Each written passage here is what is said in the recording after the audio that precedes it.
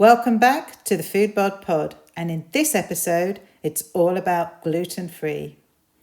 We welcome back into my kitchen Anne Iarchy, who joined us last year to teach us how to braid bread and shared her wonderful challah dough with us. Since then, Anne has been diagnosed celiac, so she is joining us on this episode to tell us about her diagnosis, how that's affected her baking, and the recipes that she's now creating, including fabulous shortbread. So, over to Anne.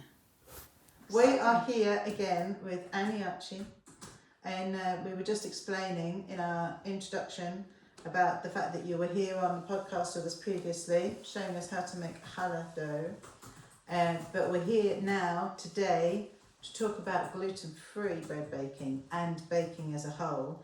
So if we just roll back a bit, tell us what's happened in the last year. Well, lots has happened in the last year.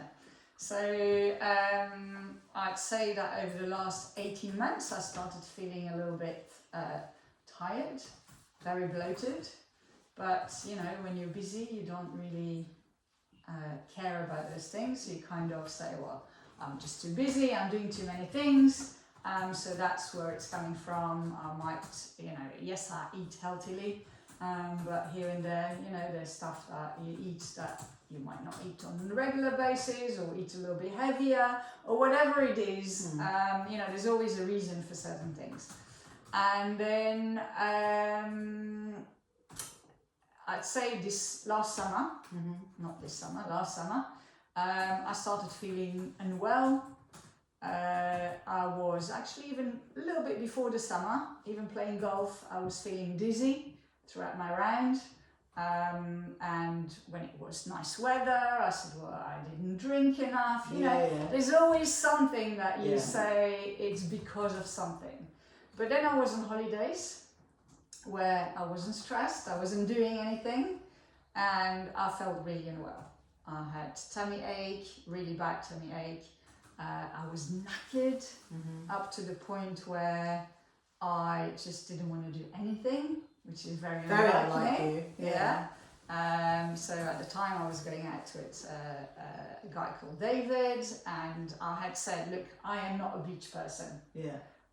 So we kind of looked at activities to do, and after the first 2 days I said, can we do nothing tomorrow? And he kind of looked at me like, that's not normal. But I had really bad tummy ache, I was feeling knackered, I was feeling dizzy when we went walking.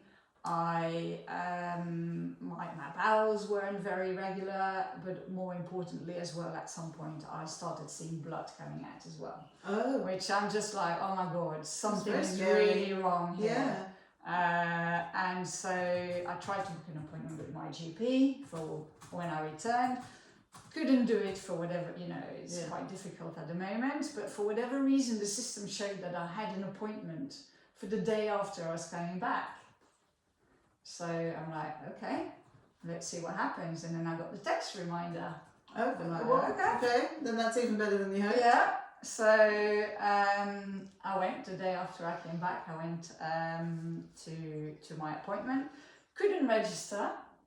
And so I went to the receptionist and I said, I'm really sorry, but I've got an appointment booked at 9:00 and the system doesn't seem to be working. And she said to me, did you cancel the appointment? I said, look, no, I've got the text reminders. Very cheeky. She said, I don't know what happened, but go and sit down and the doctor will see you.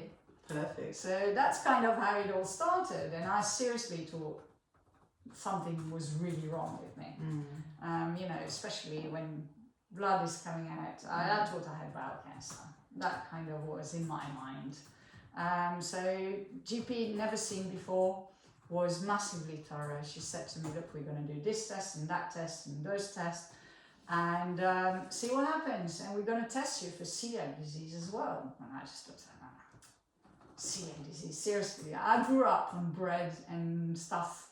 Growing up in Belgium, that was the normal breakfast. I was going to ask, Anne, have you had any symptoms of this before? Because you've always been a very active person.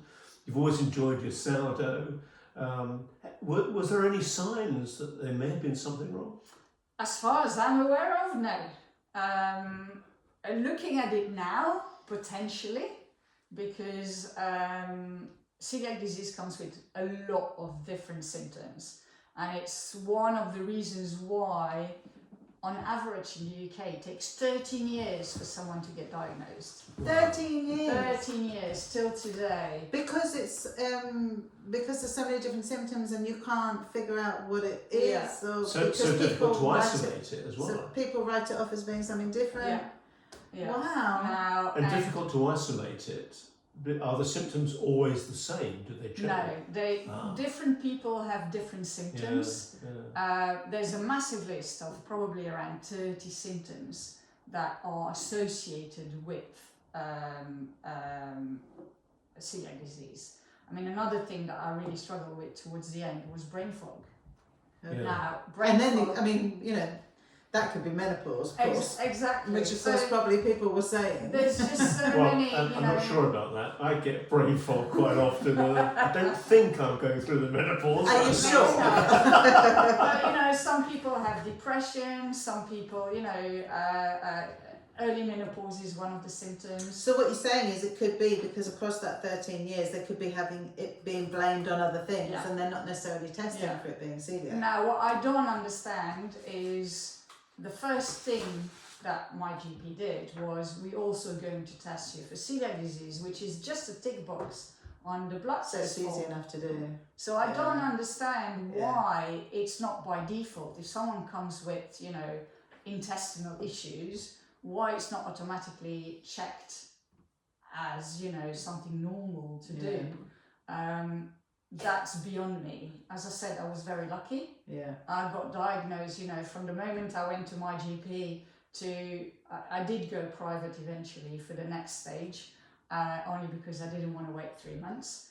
But, I was diagnosed within 6 weeks. Worst case on the NHS, I would have been diagnosed within 3 months, which is still incredible when you think about the fact that most people on average are diagnosed within 13 years. And I guess there's also, one of the questions in my mind is whether celiac is necessarily treated seriously as, is it a disease, is it an allergy, is it a condition? I mean, how high up the priority list for GPs is it? On that end, I don't know, but obviously knowing that it's an autoimmune disease, it should be high on the priority list. Exactly. And it's not an allergy. It's not an allergy, and knowing that if you don't do anything about it, your chances of having intestinal cancer is massively heightened. I'm surprised that it's not something that is being tested by default.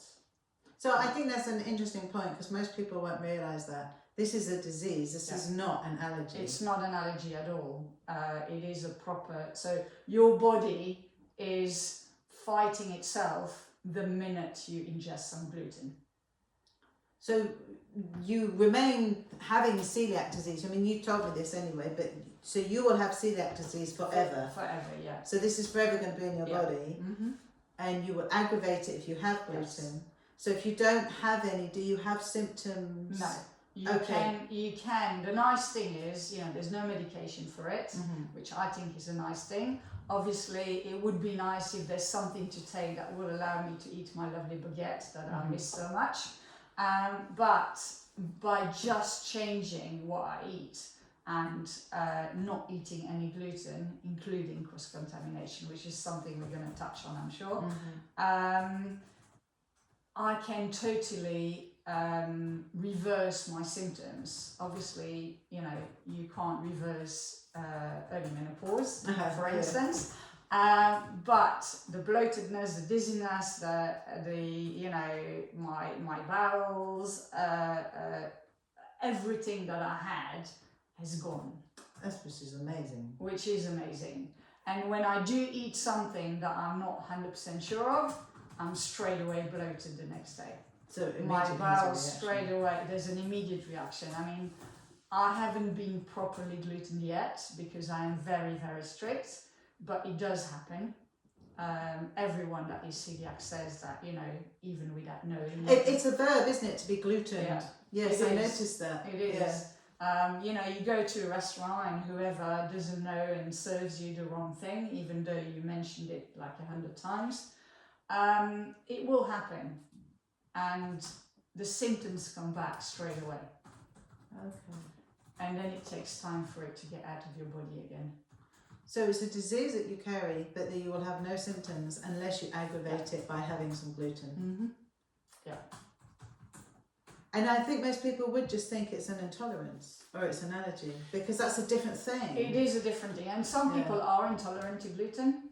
There's a difference, isn't there, between Yeah. being celiac and gluten intolerant? Yeah. Yeah, it's very different. Yeah. Very, very different. Intolerant, you'll have a reaction, but it doesn't cause damage inside.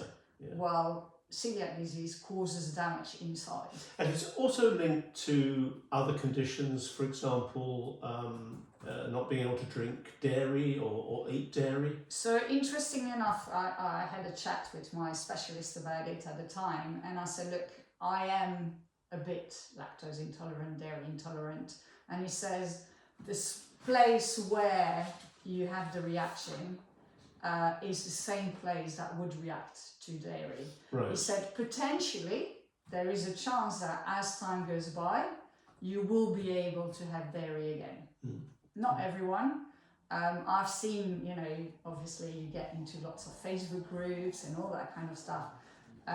There are lots of people that are celiac that have loads of other allergies and intolerances, etc. as well. I was going to ask you how the Sourdough Facebook group had actually helped you in your journey as well, because it's at least one of our members on Foodbod Sourdough Facebook group has experience of developing gluten-free recipes for sourdough and other kinds of breads. Did you get some help there?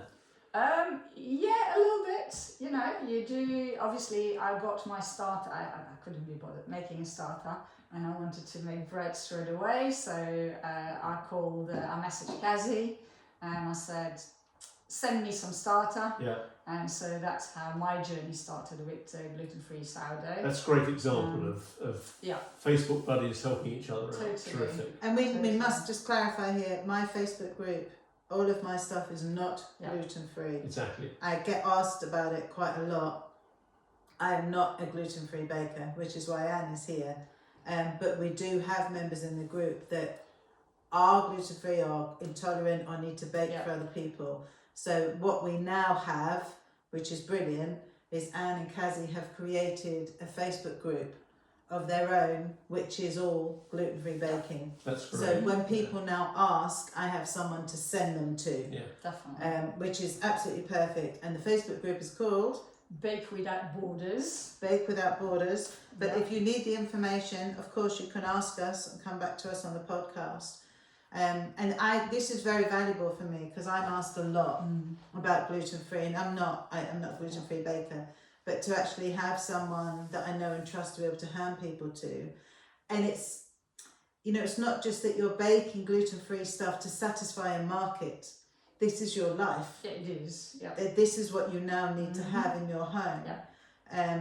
So we're going to come on to asking you about how you found baking and how you've changed things for that.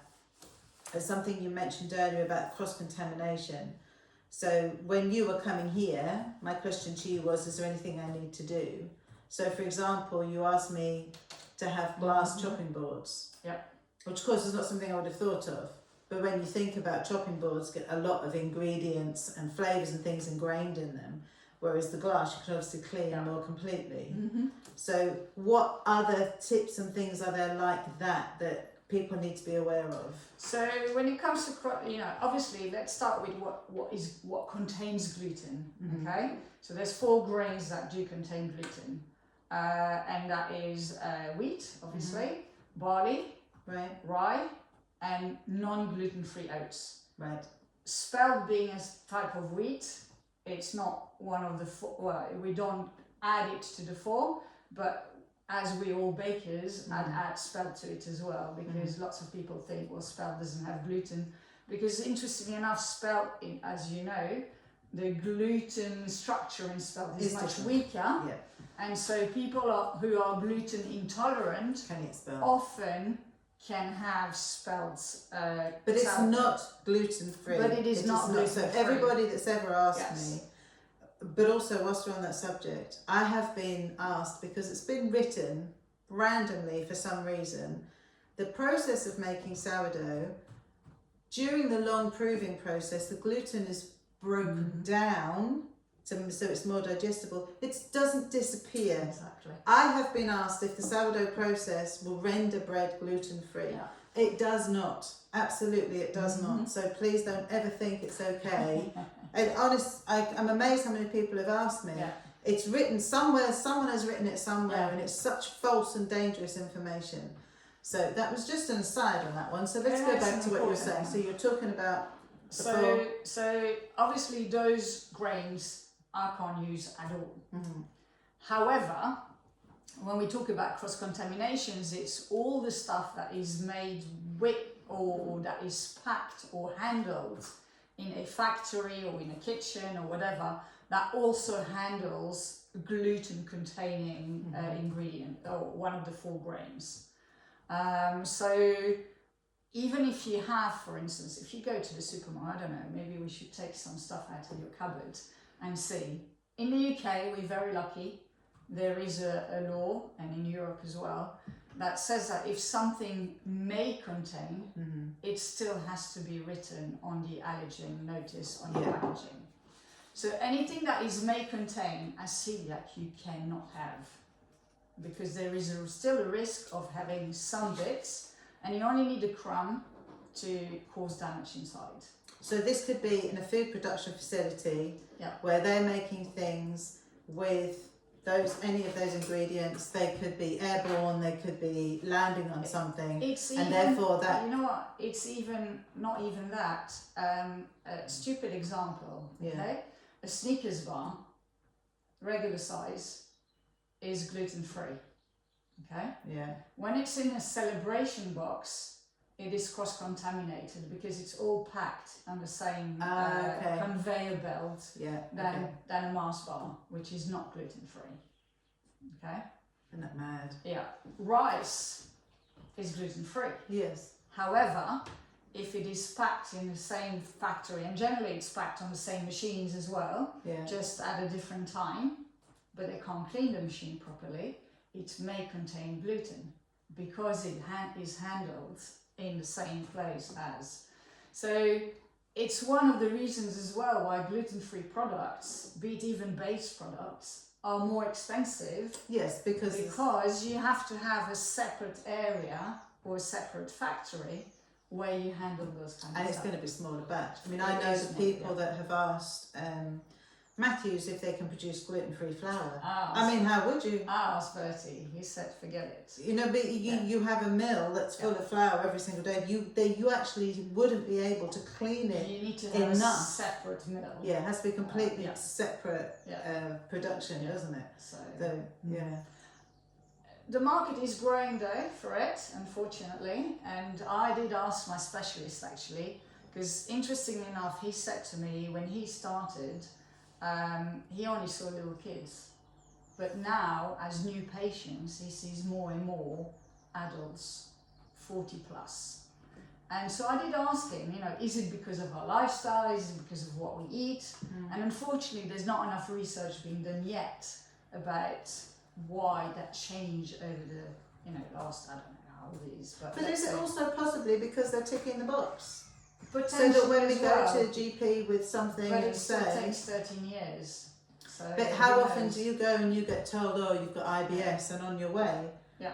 And I mean, to me, I think that's just the most crazy umbrella. Of there you go, you've got IBS, and what? What? Yeah. That doesn't tell you anything. Exactly. So there has to be more detailed information. The thing is, when you get diagnosed with IBS, they generally tell you go gluten-free. Now, once you're gluten-free, you can't get tested for celiac disease. You need to be 6 weeks at least with regularly eating gluten to get diagnosed. Okay. Which means that for 6 weeks you need to make yourself sick. Yeah. Which many people don't want to do. However, there are reasons why I would say you should do it anyway. And that's if you are going anywhere or you're going to a hospital, you are guaranteed to have gluten-free food. I have a friend who's gluten intolerant. She didn't have gluten-free food in hospital because it's just an intolerance. What's the issue? Well, if you're celiac, they have to. Okay, you go on holidays. Some airlines allow you to have an extra bag with just food. So there's lots of, I would say, reasons why, as much as it makes you feel sick, if you can take those 6 weeks of feeling awful, just do it. So they can get it thoroughly checked. Yeah, I would definitely do it. Okay. Yeah. Well, So cross-contamination is a big one, because that's, I would say, is the biggest pain when it comes to eating out friends especially. I was at a friend the other day who's they're vegetarian, and we were talking about it, and I said, well, you know, I might not be able to eat the rice at your house. And I, well, why not? It's rice. So they looked at the pack, and they contain gluten. Now, when you go to someone's house and they make an effort to be, you know, and they make rice instead of making whatever couscous, you can't say, well, I'm not eating it, or can you show me the package, or, you know, you are really becoming a pain. no, see, I disagree. I think if there's something that you physically cannot eat, then you need to check. I don't mind. I mean, I am a pain wherever I go. But for many people, they feel embarrassed because, you know, I mean, I don't care, you know, at my age, I really don't care going somewhere and being a pain. But imagine a teenager. Other people find it very difficult to speak up. Imagine a teenager or someone at uni who doesn't want to embarrass himself or look different or behave differently. I totally can understand where it's coming from. And knowing how much damage it can cause inside, I mean, it is scary. So we absolutely need to talk about it much more. Yeah, and be brave. Yeah, and be brave. You know, most people don't try and feed me. Yeah. Because it's just safer. But I think, you know, there's a lot of things I don't want to eat. Yeah. And so I think, and I'm brave enough to say that, but if you are younger or you're a different kind of personality, it's very difficult. But even when you eat with friends, okay, I was somewhere and there was a buffet, and I saw someone going with their fork from one to the other. Now, what can you say? Yeah. It's something that you do without even thinking. Or I was, you know, having Friday night dinner at my family, and we had a lovely plate of hummus on the table, and I took some off on my plate, and everyone took a bit. And then my brother went with the challah and went zoom, and I said, oh, thank you, I can't have any extra hummus now. And he just looked at me, and I didn't even think twice. And those are the kind of stuff that you do on a regular basis that you don't think. When I go for dinner and I know there's bread or other stuff on the table, I'm kind of looking around all the time, because I wonder if someone just passes on a slice of bread to someone and crumbs are going over the food that's on the table. Now, it's not something that I used to think of before at all. And it makes you on edge much more than... Especially when food is something you enjoy. Yeah, exactly. I mean, I go on holidays. Yeah, you know, different countries are going to have different attitudes as well. They have different attitudes. You can't just think, I'll be fine, because you can't, you don't know. I'm taking the plane at the weekend, and, you know, I have to have some food with me. Because at the airport, lots of different things that you suddenly have to be much more planned, much more. I always have to have snacks in my bag, all these kind of stuff. But it's like you said to me about if I had a packet of unopened butter. Yeah. Because it's true. Someone, you know, is making some toast, and which they will have done in this house. And you put your knife in the butter and spread it, and you put your knife back in. Yeah. And if you looked in our butter, there's probably crumbs in it. There is. So, I mean, the one thing my specialist said, and the dietitian I saw said as well, the one thing you have to change is your toaster. Oh, because it's all going to be in there. You cannot clean it enough. So. Well, I can tell you about a very beautiful toaster. Good. Before we start talking about the baking, there was something else you wanted to add? Yeah, so one thing I forgot to mention, so after I went to see the GP and I got referred to a gastroenterologist, interesting word, but yeah, the next stage, once your marker has been seen, your blood test marker has been seen as, you know, exceeding whatever level it is, you are then referred to have a endoscopy with a biopsy. So that's where they actually check that you are 100% celiac. Not the nicest thing to do, but it has to be done. And that's where they see if you, in your small intestine, the villi, which are the little fingers that catches all the food and breaks down the food to nutrients and then takes it into your bloodstream. That's where they see if they are functioning properly or they are flat. Celiac person, they're flat, which is why all my blood tests were so bad. Because you're not taking in nutrients from the rest of your food? No, which is why I was anemic, which is why I was tired, which is why, you know, all these other bits. I've never seen blood tests so bad in my life. And actually the ones that I had done 2-3 years ago were perfectly fine. So something must have happened in those years that, you know, so with them being flat and therefore you being celiac is actually affecting you absorbing nutrients from other foods as well then? From everything. Okay. And so, but going gluten free, you rebuild, they come back to life. And that's from what Celiac UK says, so I've been on a webinar with them, it can take between 6 months and 5 years. Okay, everyone is different. They don't redo, unless something is really wrong, you don't do another one. You just do regular blood tests to see that everything is improving.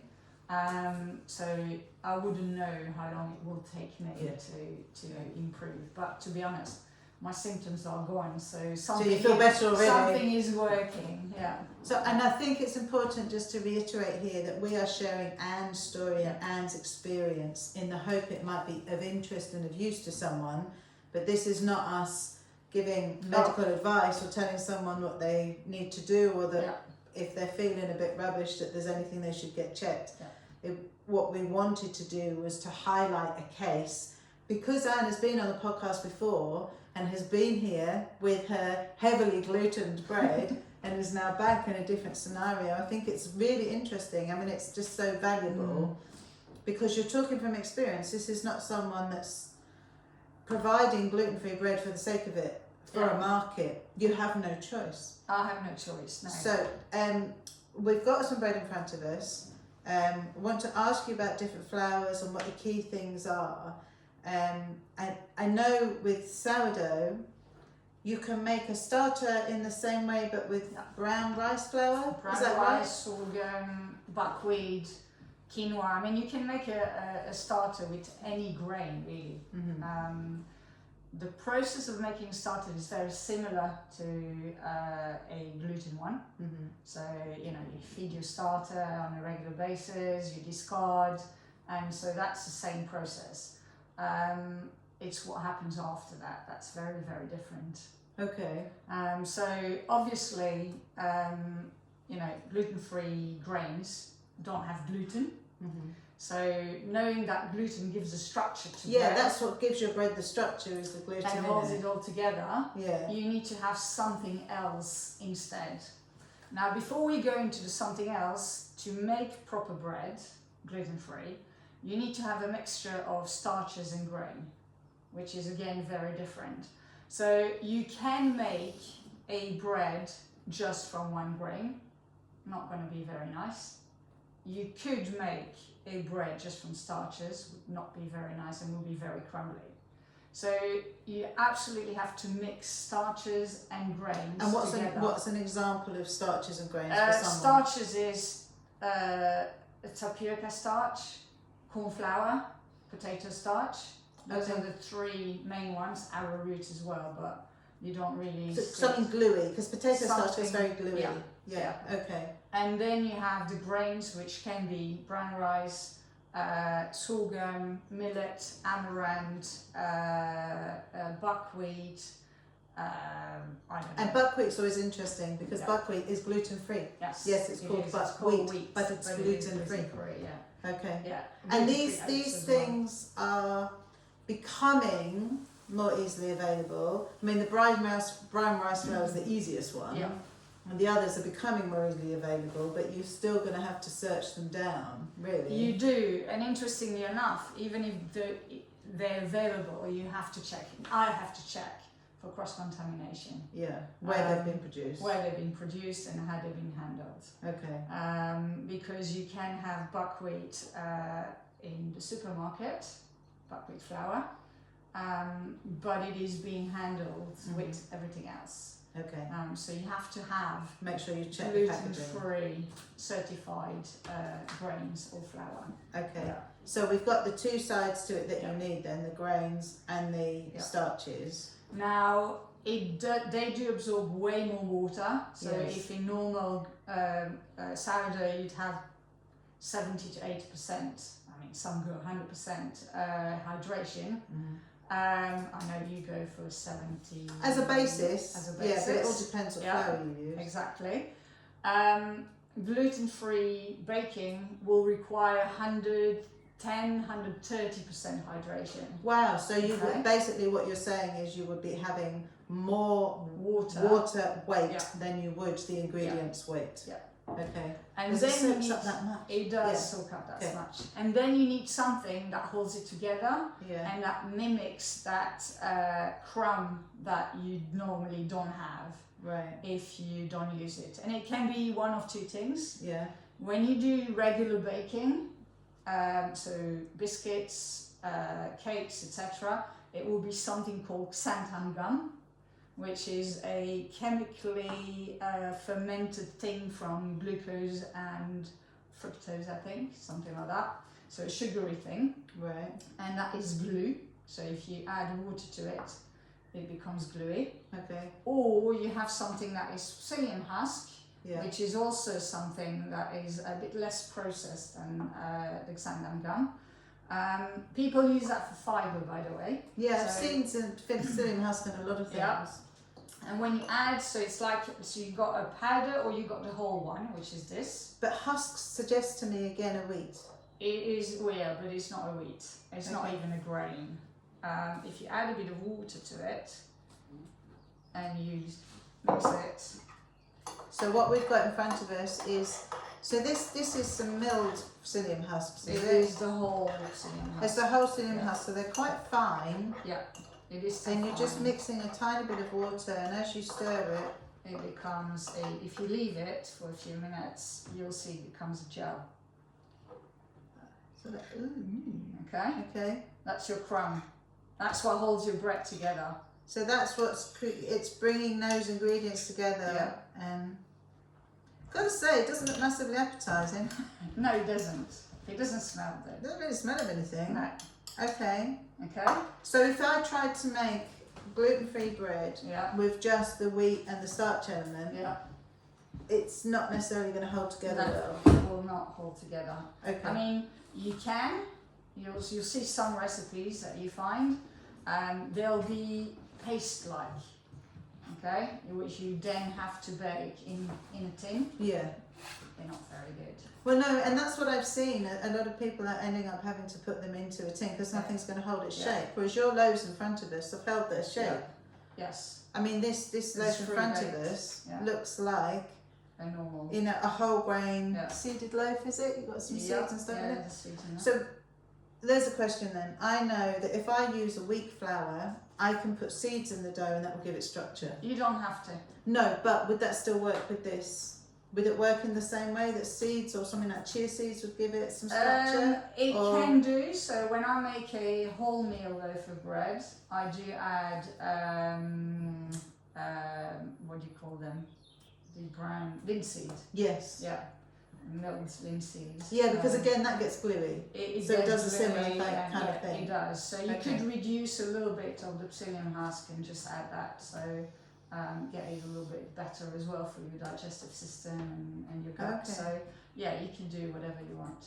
Yeah. So we've got in front of us a sourdough Yeah. and challah. a gluten-free challah. Yeah. So obviously this looks quite different from what we had from you last year does, because yeah. it's not as silky a dough. It's not as silky. It is quite rough, I would say. But you're still able to braid it. You're still able to braid. You need to be a little bit careful. So it's not like, Play-Doh like we saw last year. It is very breakable, but you can still make it happen. Okay. So has this still also got then? It's got the milk and there's no milk. I can never remember what's in there's challah. egg and oil. Yeah. Okay. And actually, there's more egg in this than in my regular challah. Sugar, oil is the same amount, and then obviously the mixture of starches, grains, whatever you use. I use brown rice and oats. So are you finding that obviously you can buy packs in the supermarket of gluten-free flour mixes? Yeah. Are you finding it's better to create your own mix and find what works for you, or that those mixes work well? For bread, 100% make your own.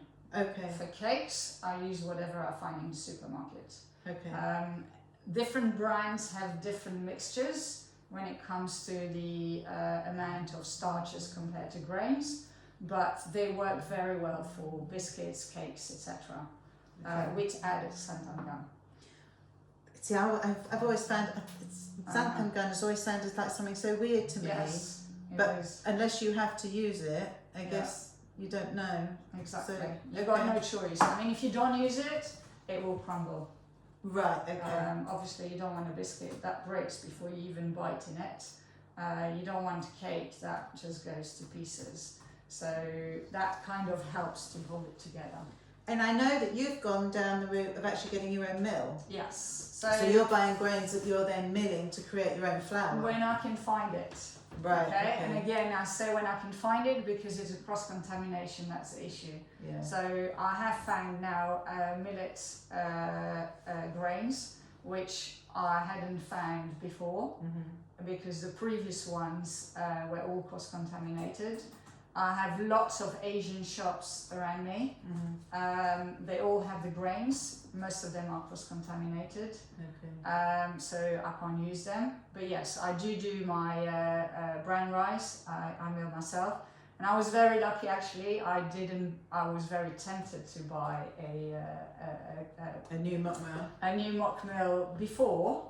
And I'm very happy I didn't because I would have had to buy another one. Yes. Again for cross-contamination. So that's, I mean, you can go to that level if that's what you want to do. I mean, I have to say the flavour of brown rice that you buy and brown rice that is freshly milled is just a big difference. But also nutrient-wise, if you freshly milled, it is much better in the bread itself. But I think that's the same with any grains, isn't it? Any like grain, that. any grain, definitely. I'm going to sneeze. No, I'm not. And because you have, of course, there's the availability issue. Yeah.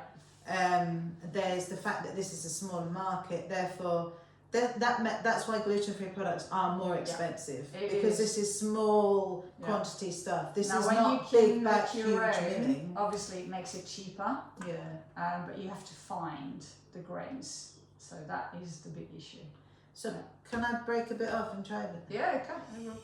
Yeah. So So I'm still here with my stomach rumbling. You're hungry. So as you can see, it's a proper crumb. Yeah. Okay. So if you can see on the video, you can see. Oh, no, it smells good. So to me, it's kind of, if I didn't know it's gluten-free, I probably wouldn't know. Okay. I know what it was before. Yeah, so you have something to compare it to. I have something to compare to, so I can't compare both, but it's good enough to me for the purpose of having gluten-free challah. And I've baked it for a few friends who all said they wouldn't really know it's gluten-free if you didn't know. But I'm looking at it where I've bitten into it. Yeah. And you see that, David? You can still see the structure in there. And that structure... I can't get my mic on at the moment, so Could you just make the point? I think we need to. This is sourdough, but that's yeast, isn't it? Yeah. So yeah. Thank you. Okay. Oh wow. I can remember years ago. Can I just stop you? I'm just going to turn it off. Turn my mic on because my mic wouldn't come on. Okay. What's that? Carry on again. I have to say it's really nice. And I can remember. Excuse me. This is delicious. You Really really nice. wouldn't know that was gluten free. You wouldn't know. I mean, I know what, it's a little bit darker because It's darker in colour. and And it's rustic looking. it is more rustic looking. But you wouldn't know it's gluten free. And that's what I'm trying to achieve because knowing what I was eating before, I do not want to eat the cardboard that is out there. And no, and that's what I was going to say because I went through. I refuse. I went through my own period of stomach issues after I had Ben, and there was a lot of investigation that went on, and there was the gluten question. I remember being bought some gluten-free bread substitute stuff at the time, which is just like cardboard.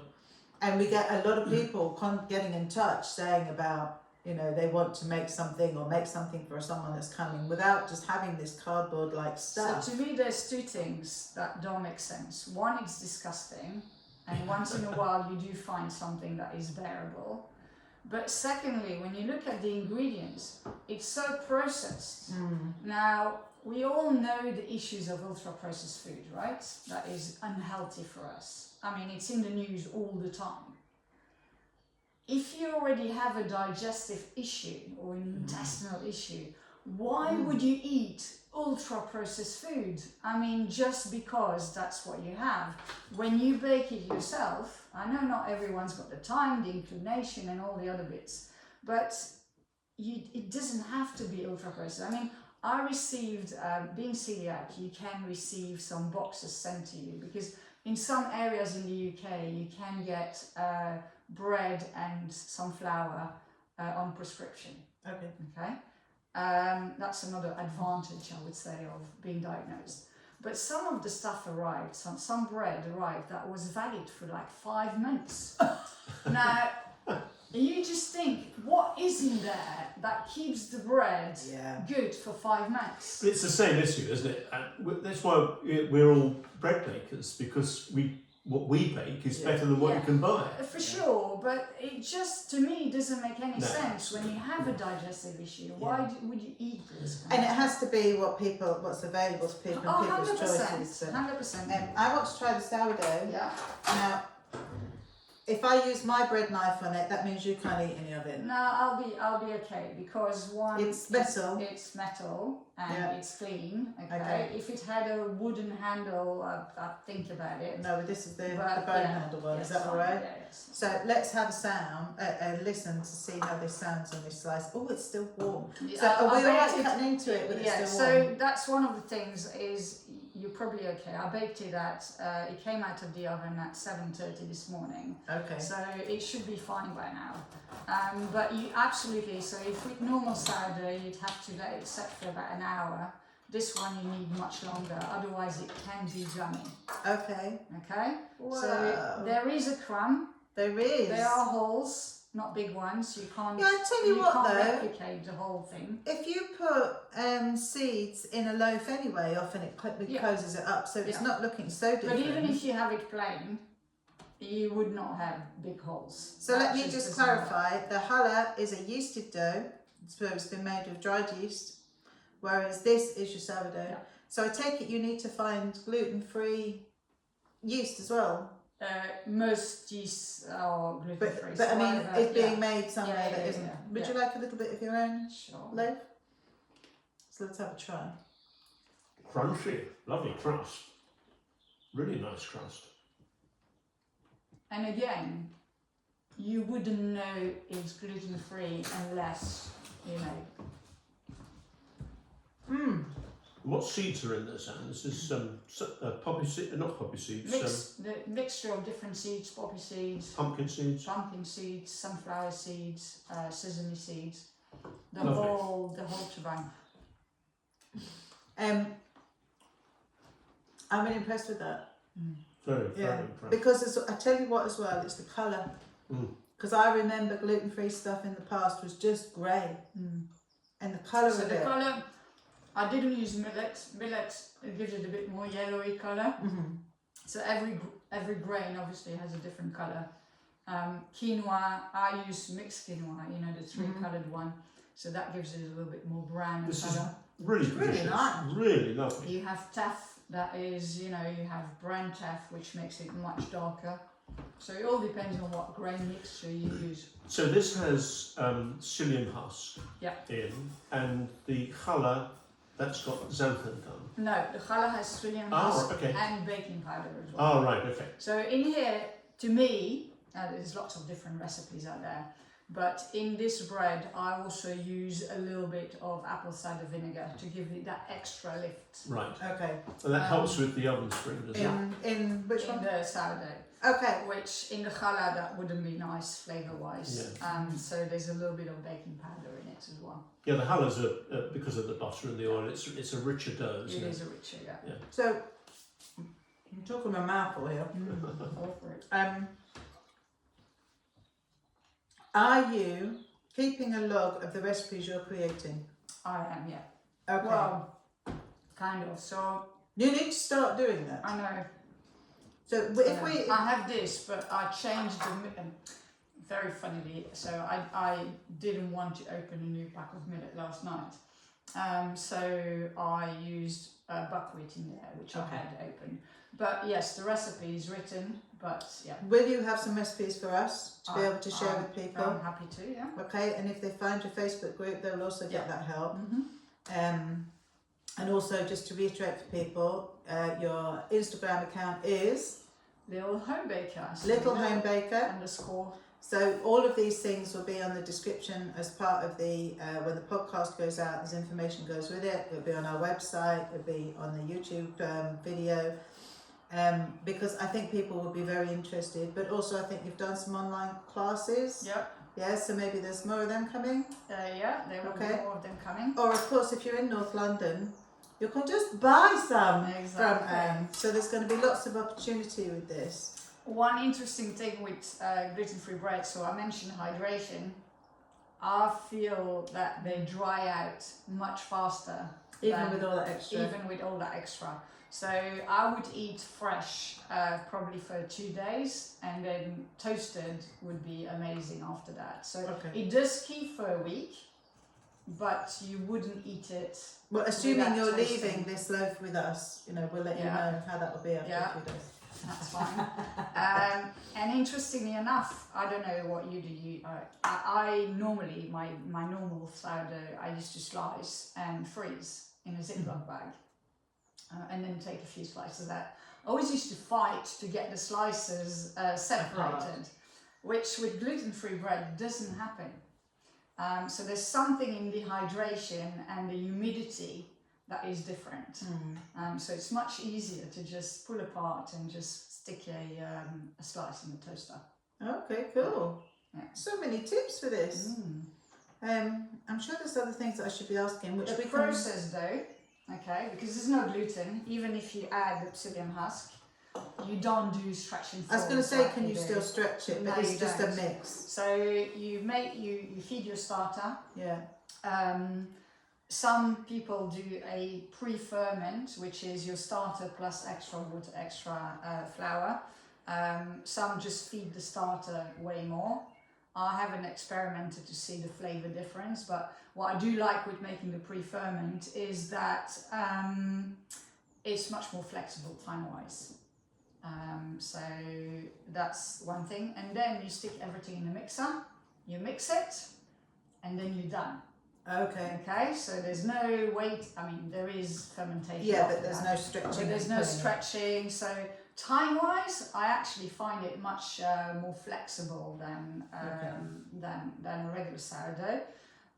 So you haven't got to leave it overnight to ferment and proof on. No. So once it's mixed, you leave it for a few hours, and then you stick it in the fridge for as many hours as you want, and then you just bake it. What about temperature? in your kitchen. Does that affect it? I haven't seen any. Okay. I mean, I started in the winter, so no, not really. So is this still gone into a banneton? It does, yeah. So from when you take it from After the mixer, straight in the banneton. so, and is it something that you can shape, or the banneton is shaping it for you? You kind of shape it.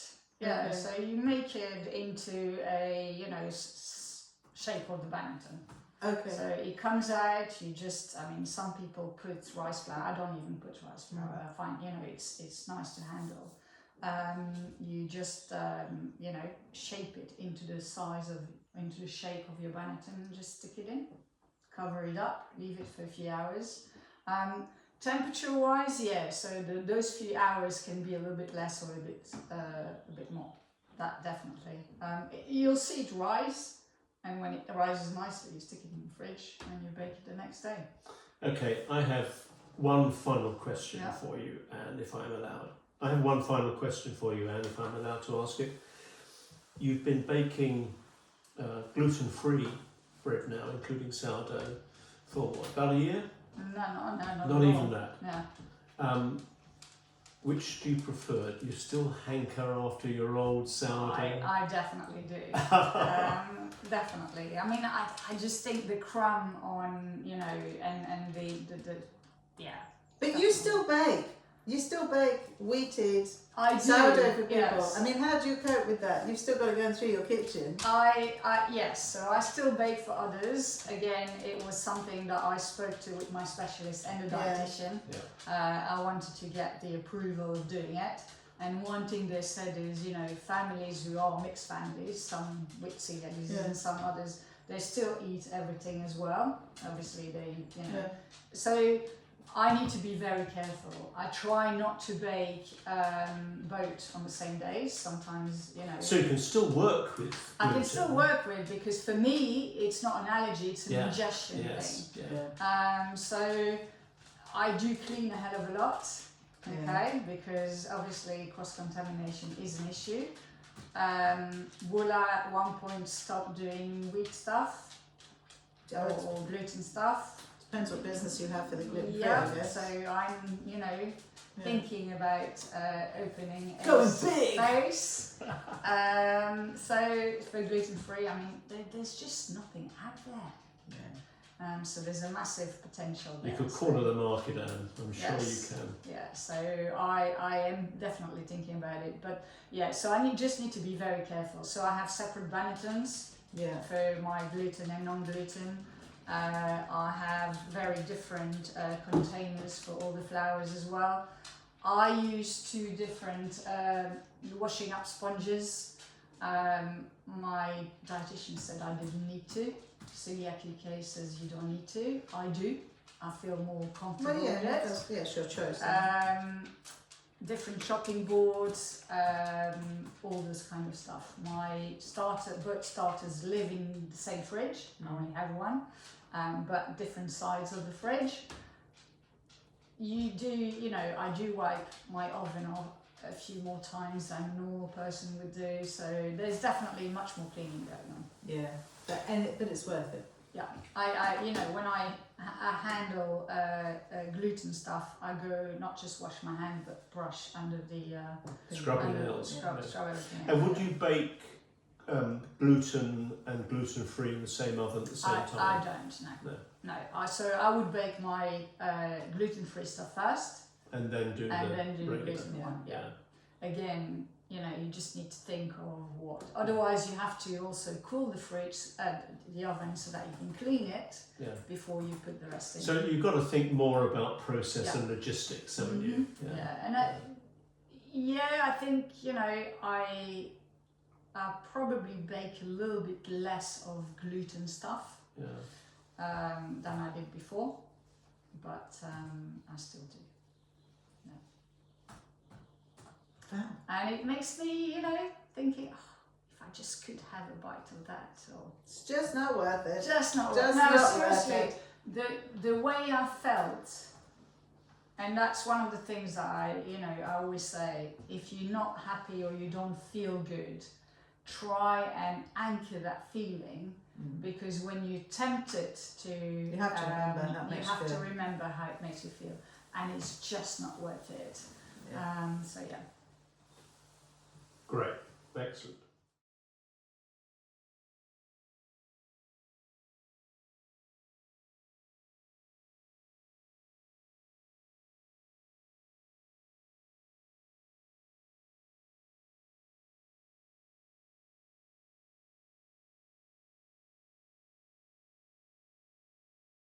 Recording.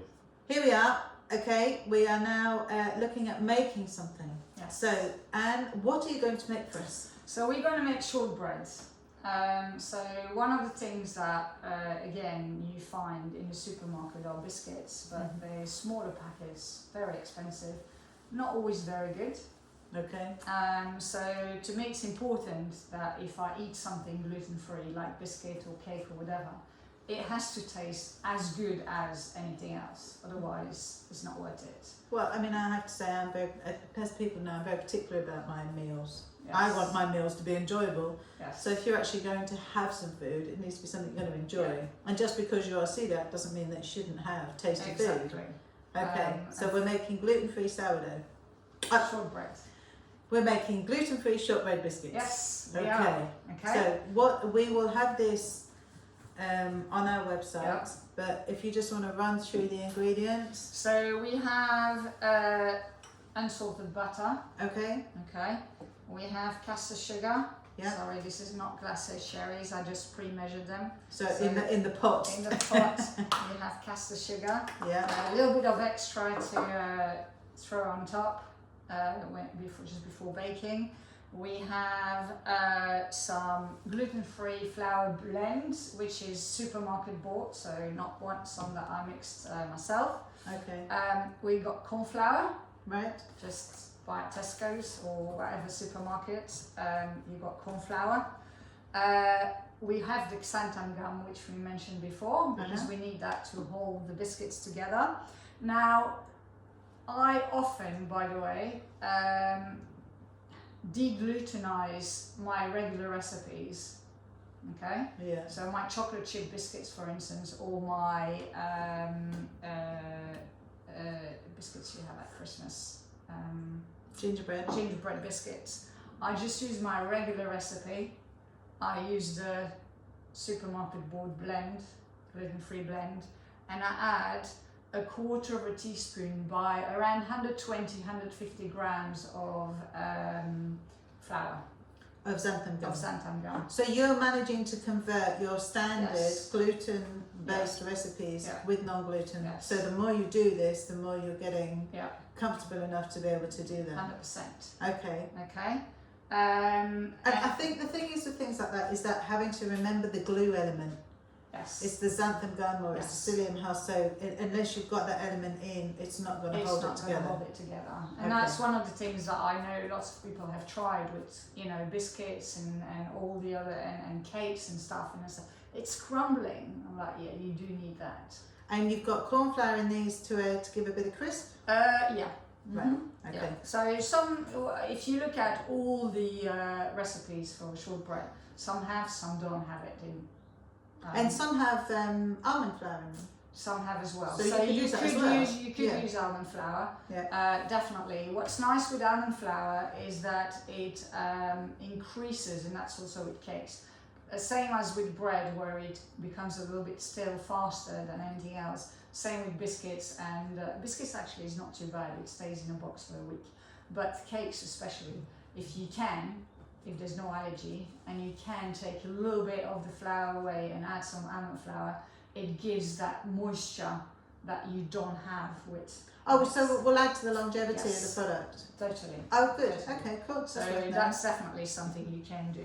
Okay. So a little bit of vanilla, and then that's all we have in shortbread. Okay, right? over to Now you. I've tried to do that in the food processor, like you do with shortbread, where you put your sugar and butter in the food processor to blitz it. Didn't work very well, so it doesn't work so well with gluten-free flours. It didn't come out the way I wanted it, so I'm going to use my hands. Okay. Okay, so we're going to we preheated the oven to 160 gram. we're going to put the So we've got the butter going into the bowl. And the sugar. Butter and sugar's going in. And a little bit of the vanilla. So are you going to kind of cream this? Cream the butter and sugar together? Yes, but we're going to do it with our hands. Okay, you can take that away as well. You're going to put your hands in there? I'm going to put my hands in there. Do you want me to double wash my hands? No, it's not that. I just can't cope with the sticky. Don't do mess. It's okay. I know you don't. Sorry. But so Anne is putting her hands. So you could do some mixture if you want to, but Anne's doing it by hand. It didn't come out properly. So you're squeezing. I'm squeezing the butter and sugar together. Yeah, together. I've tried all different ways. I tried in a mixer. I tried in a food processor. It just didn't come out the way I wanted it. So you're using a plastic bowl. Yeah. So I take it this is what one of the bowls that's defined as gluten-free only. I have different types of bowls for baking. Obviously for my normal sourdough I have a glass bowl. Yeah. I have different types of plastic bowls for gluten and non-gluten. As I said, having just one thing would make my kitchen less cluttered, but it is what it is. It doesn't take long for it to come together. It doesn't take long to come together now. So you want to make sure that all the sugar is integrated within the butter. The nice thing with shortbread as well, I don't know if whenever you made last time shortbread. At school? At school, okay. David, have you made shortbread? Oh no, I have made it since then actually. Okay. I've never made shortbread. You never ever. made shortbread. It can be quite an art form, I think, making shortbread. But I think making biscuits is an art form. But I'm really liking the idea of putting my fingers into butter and sugar and It's nice. mixing it together. That sounds great. Well, I should imagine it would help give you some really smooth Great. skin because it's It basically does. an exfoliation. And I desperately need that. I didn't think of that one. Very Maybe I should tactile. make that But that's one. why as Okay. bakers end up in nice hands because of the rice flour. Rice, when Oh. they make exfoliators years ago, they were made with rice flour. With the amount of cleaning I do, I don't think my hands are very happy. I've got very rough hands, and I'm convinced that's because of the flour. The rice flour. So let me It quickly should be wash dried, my wouldn't it? hands. Nobody dries them. Maybe I wash too much. There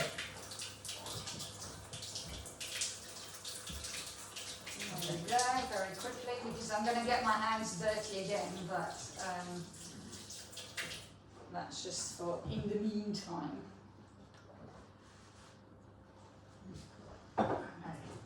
So there we go. So, in a separate bowl, you're going to mix the flour, the corn flour. So we've got the flour in its bowl that's already been weighed out, Yeah.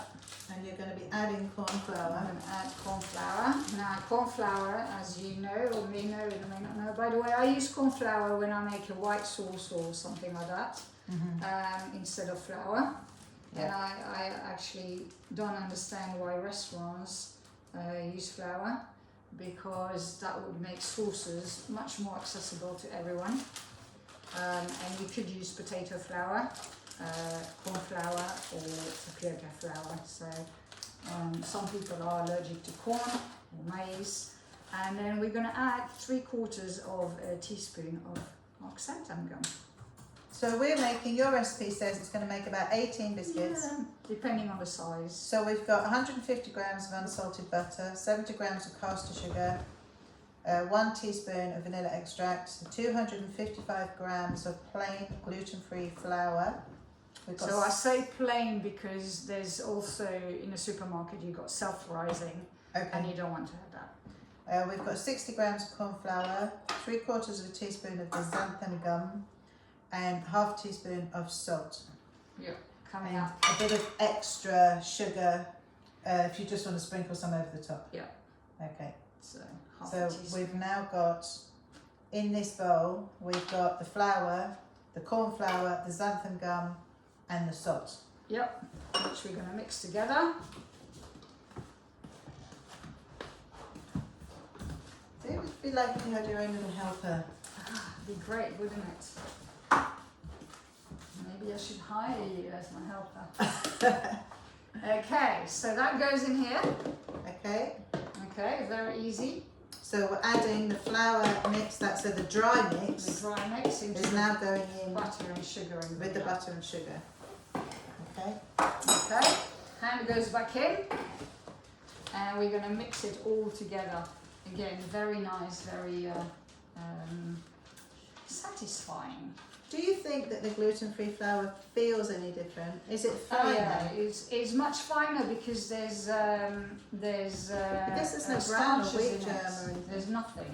Yeah. There's starches in it as well. So Yeah, which is starch is like corn flour. In here there's tapioca. In this mix, this blend, there's tapioca starch and potato starch. So yeah, it's definitely. See, tapioca, you just think of what you used to get given at school. Yes. But in Asian cooking, Use tapioca a lot. they use tapioca a lot. All the dumplings and all the other bits, this is made out of tapioca. So, now once it's all mixed, you kind of start to compress it together. Now, when you make normal shortbreads, you would put that in the fridge first before you. Yeah. You don't need to do that here. Oh, you don't? No. You don't need it to firm up like that? No, Okay. you don't. You just need to bring it together, and that's it. Those eager-eared of you might hear Bob tapping around the kitchen. He's decided he needs to have them walk. Is he waiting for biscuits? Does he know we're cooking something? No. No. He's just being nosy. All these people in his space. So now we compress it all together. It's nice to do with kids as well, by the way, because it's quite fun. Get all the kitchen These strange dirty. people that like to get their hands dirty. Yeah. So it's quite dry, Yeah, it is quite dry. but that's But all going to it's come full of together. butter. That's all coming together. It just requires a little bit of Elbow grease. elbow grease, yeah. So as I said, I tried to do it in a mixer. Mhm. It just didn't hold together. That's not So- strange. So you think it needs that extra strength I think of so. pressing onto Yeah. it with your hands? I think so. So Anne, you're not kneading that, you're just No, scrunching it just together. Scrunching it together. Yeah. So once it's all integrated between the butter and the flour, it's all about making it compact. Yeah. I mean, with shortbread there wants to be a crumbly element. But Yeah, you're still going to have that crumbly. Yeah, so you want it to all hold together as a kind of a dough for So a a few second. more extra minutes and you kind of got Yeah. something together. So Do you want me to- now I'm going to take those 2 pieces of paper. So we've got 2 pieces of parchment paper, Yeah. which is the usual parchment paper that I would use. Oh yeah, you don't need any special parchment paper. Okay. And you're going to take part Just of part of your dough. Put it here on the parchment paper.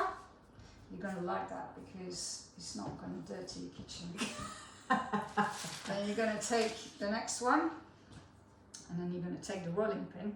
Okay, so you're putting the dough between 2 pieces of Yeah. parchment paper Now you do that so that because you can it's a roll little them bit- without it yeah, sticking. Exactly. It is a little bit stickier. So first we're going to Just push it push down. it down a bit so that we can then roll it out nicely. So you're just tapping it initially and now you're rolling. So you're rolling between the 2 pieces of paper so that it doesn't stick. Now you roll it out to whatever thickness that you like your biscuits. Okay, we're going to re-roll anyway. Okay, Okay. so we've got a dough in front of us with a nice smooth surface. Yeah, So you're going to start cutting them out yeah. and then, do you want the knife for that? No need for a knife. We'll start And cutting then them out gently and gently place them on our lined lined baking trays. So I've got 2 big baking trays next to me which I've lined with some parchment paper. Right. So is this like with other biscuits where you need to prick them? Yeah. Okay. You do. You do indeed.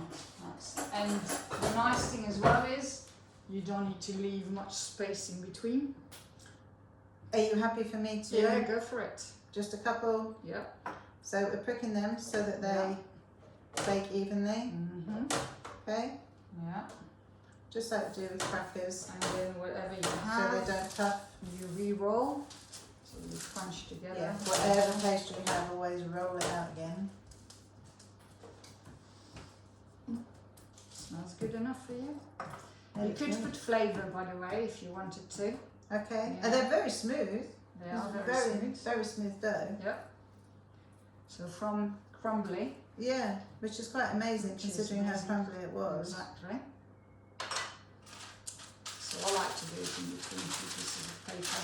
You just, you don't have to flour your work surface, and you get...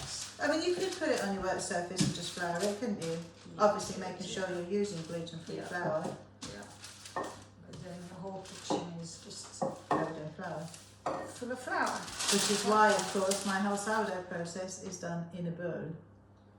Yes. So we've got heart-shaped cookie cutter and a round one that Anne is using. Go. So it's definitely a little bit more, I don't know what you call it, more breakable? Not really, is it? See, I can't remember what shortbread's So dough was like. I think the difference is with normal shortbread, you'd have it in the fridge. Yeah, so therefore it comes out harder. Yeah. While here, you don't don't need to crumbly. do it. Exactly. It is a little bit crumbly, but as I said, as you compact it, and I guess that's just the difference in the way that the flour behaves. Yeah, totally. So you're saving time by not having to put it an hour in the fridge, or half an hour. You could freeze that as well, by the way. You can freeze the dough before you use it? Yeah. Okay. And these are going to go in, so we've set the oven at 160, which is fan assisted, so that would be 180 non-fan. I'll do 170 to be honest. Okay, so you're looking at about 350 Fahrenheit. I have no idea. I do. Okay. You could do, you could do fingers as well. Yes, you can cut it into whatever shape you like. Any shape. You're making them pretty. I'm making them pretty, yeah, because we like pretty. I mean, shortbread fingers. Yeah. Obviously, a thing of pure joy. So shortbread fingers you would do in a pan. My neighbours like to give my dog shortbread biscuits. I love shortbread. Yeah, but there's a big difference between an adult having two and a dog, a 14-kilo dog having two. You can see why he likes going to the neighbours.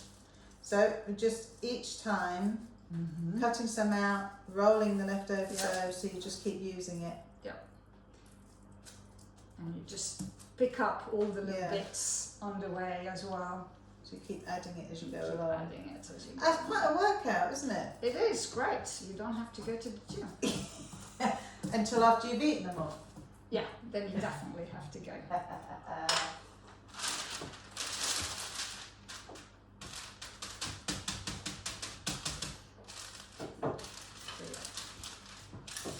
You want to have them about, I don't know, 4mm or whatever, as I'm not using anything thickness, but you want to have all biscuits as evenly thick spaced as possible, because obviously your baking time would be different otherwise. Shape wise, I mean size wise as well, they kind of, when I looked at what cutters I was going to take, I took some that approximately are the same size. I think the hearts are a bit bigger, but it's all good. It's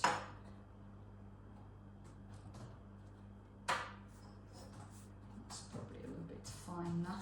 Yeah, good. We can have you do those. So if it's too fine, it will break. But I think that would be the same with any biscuit. Yeah, definitely. That's why I think making biscuits and cookies is a real art It takes form. time. It takes time. It's much more time consuming than... But you also, it's about getting the consistency right. So if you've got too much butter, then they just spread. Yeah, they just weep, don't they? And if you've got too much sugar, they spread as well. So... Yeah, I'm not this kind of baker. I'm not as well versed in this kind of stuff. But I do remember giving it a go. And there's a reason I stuck with bread. Well, with bread, I think, cakes and biscuits is much more chemistry than bread. It's I mean, just there not is the a lot same- of chemistry in bread as well, but It's not the differently. same experience No. for me. You can play around with water and flour much more at quantities than you can do when it comes to biscuits or cakes. That's for sure. There we go.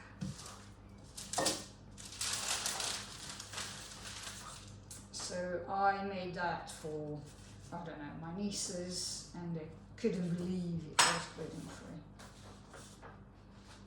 But I think, I think the reason you get those kind of responses is because of what people Are have expecting. known as Yeah. gluten-free products. Yeah. So there's always an assumption that they're not going to be that nice because of, what people have had that are shop bought. I mean, I sometimes bring stuff, to my brothers for dinner, and they then look at me. Are you eating that as well? I'm like, yeah, it's gluten free. Really? Or for friends as well, I do that. Now I have a regular meeting at the golf club, and then I expect biscuits for the meeting, and they can't believe it's gluten free. And funny, one of the meetings, I was sitting, we had this meeting, and there were some people we didn't know at the meeting, and one of the guys was eyeing those biscuits, but he didn't take any, didn't eat any. And I actually forgot to say that they're gluten free because I didn't think of it. Anyway, one of our guys came in late, and he looked at the biscuits and said, "There's no nuts in there, are there?" I said, "No, and they're gluten free." Suddenly this other guy's eyes lit up, and he had been diagnosed 5 weeks earlier, and he said it's the first meeting he was in where he could have a biscuit. Oh, Yeah, brilliant. he couldn't believe it. So I gave him the leftovers. He was so happy. It was chocolate chip biscuit, but with mini eggs. It was just before Easter. I think I remember seeing that. Yeah. So there we go. And again, it was my recipe. And when I tried a gluten-free baker's recipe, they didn't come out as nice. But this is why you need to be writing them up. I am. Biscuits, I am actually writing them up. We're nearly there. Just making sure they're about the same thickness. Yeah. I think what's great as well, hopefully with this, and if you do some classes, is people can see the ease at which you do it, and therefore take that reassurance away with them. Yeah. I think it is daunting, I have to say. Initially I was just like, oh my God, what will that mean for me as a foodie, I'd say. How do we cope with this? And I'd say at home, again, is not that hard. But that's because I cook and I do and I prepare. And you're catering just for yourself, which does help, doesn't it? Out, I really find it much harder. Yeah. Just to have to ask everyone, to not being able to, it's not about even awareness, but just to have to remember even to ask, are your chips coated? Are they fried in separate oil? Yeah. Than your onion rings? All these little things is just, I had one guy who said, one place I went in said, "Oh yeah, we've got lots of gluten-free stuff in the freezer." I said, "Okay, great. What are you going to do with it?" "I'll stick it in the toaster."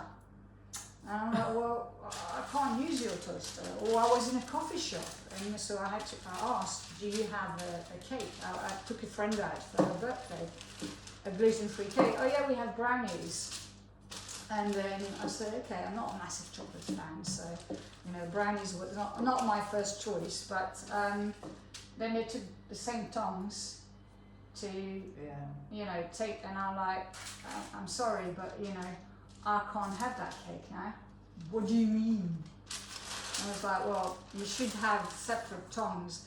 And interestingly enough, when you do the allergen training or allergy training, when it comes to food safety, they do talk about it, but for whatever reason, it's not translated to or passed on to the people that actually work in, I'm not talking about the cook, I'm talking about the people working in coffee shops. Yeah. And I think that's really bad. So there definitely need to be much more awareness. And that's all right, because if you were stood there at the counter and you can see what they're doing, what if you'd gone and sat down? Oh yeah, I wouldn't have known. Yeah. I wouldn't have known. And then I could be sick. Yeah, you'd be wondering, what was it? Yeah. Especially as I asked for a gluten-free cake. Yeah. But these look beautiful. There you go. I didn't have a big enough star, otherwise I would have had a star for you. I looked for one. Always with the star. Yeah. But I made funny enough, gluten-free dog biscuits. Okay. For someone. Is that because they were gluten-free or the dog was? No, I don't know, the recipe was gluten-free. It's very dry though, but I'm like, oh, I could have those. There we go, last one is always a bit of... that's always this chef's perk. Yeah, There we go. All done. And that goes in the oven for... Do you want sugar on them now? yeah, no, sorry. You don't have to. Can you do some with and some without? Sure. We're going to do one tray with, and I don't add much. One tray with that.